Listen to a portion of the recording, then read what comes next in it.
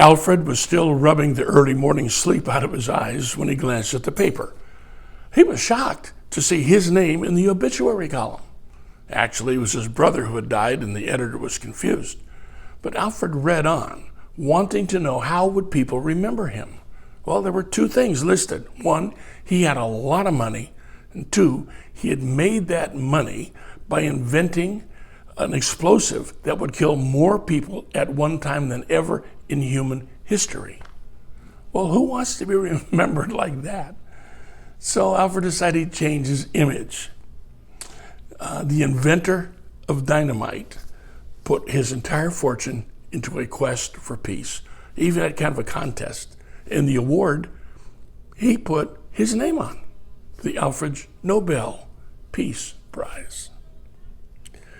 Now, he had a chance to, change his epitaph. How about you? What do you want to be remembered as? Now, when you begin your life, you cry and everybody's happy. Reverse it at the end, okay? Let everybody cry and you be happy. A couple of things that I need to share. One, here's a memory. Great start, no finish. What a way to be remembered this is. Fred Noonan was a marathon walker getting ready to start on a 1,017-mile trip from Scotland down to London. The press was there, pictures were taken. Fred made a brilliant speech about destiny and opportunity. And as he started his walk, to much fanfare, his foot got tangled up in the starting post, and sprawling he went and sprained his ankle. That was it. He never got to take one step on his journey. Whew, what a memory. Here's another one, better one. Derek Redmond of Great Britain, Olympic Games, 1992. You probably remember the story. Running the 400-meter race. That's a tough race because it's a full-out sprint from beginning to end. And Derek Redmond was doing very well until he got to the turn, and he pulled a hamstring. And in great pain, he fell down across the track, and all the other runners, of course, kept going by. He got up, began to hop and hobble toward the finish line, and an official tried to stop him, and Eric brushed him away. He was determined to finish the race. Well, 70,000 fans watched while a man jumped out onto the track and ran across, put his arm around Derek, and Derek his arm around the man. It was his dad.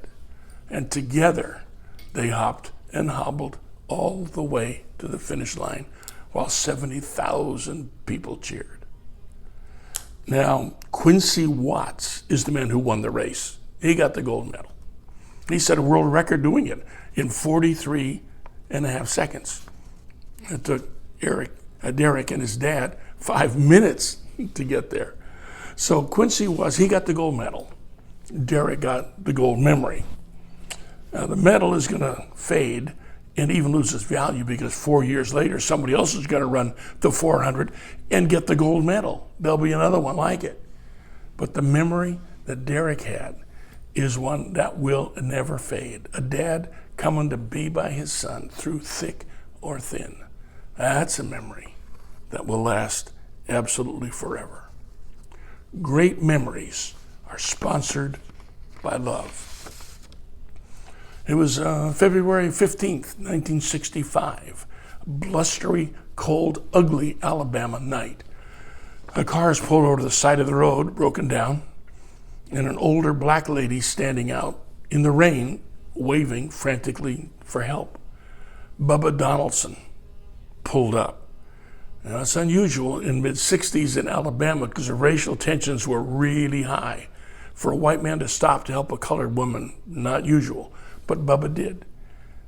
The lady got in the car and he said, "Where are you going?" She said, "I need to get to the hospital." He said, "I'll take you there." It was out of his way. Didn't matter. "I'll get you there." To the hospital, and she was in a hurry, he could tell, but she stopped long enough to get his name and address, thanked him again, and disappeared into the building. Derek finished out his errands and he went home. 7 days later, there was a knock on his door, and the delivery man pushed in a big carton that was a giant color TV console.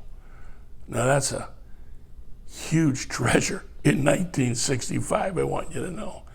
And Bubba said, I didn't order that. Well, here's a note. And attached to the box was this.